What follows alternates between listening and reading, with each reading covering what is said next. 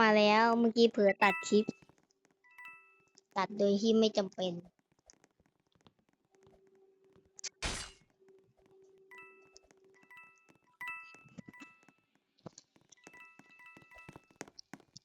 เอ๊ะ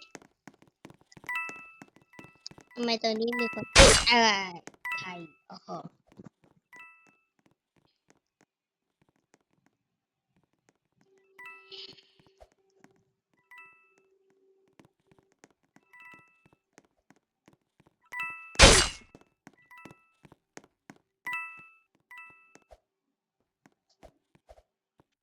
หยิบปืนไม่ได้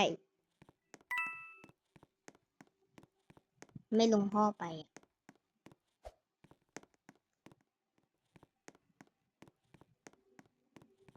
ลงพ่อไปตี้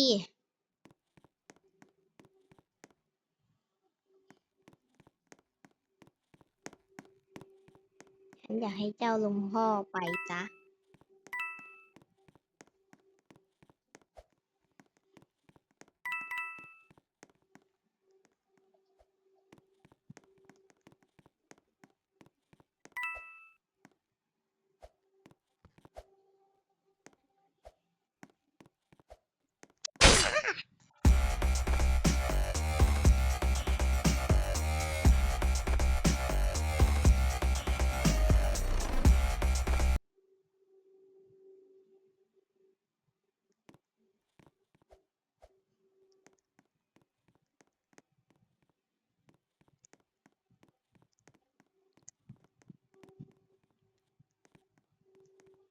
บ๊ายบาย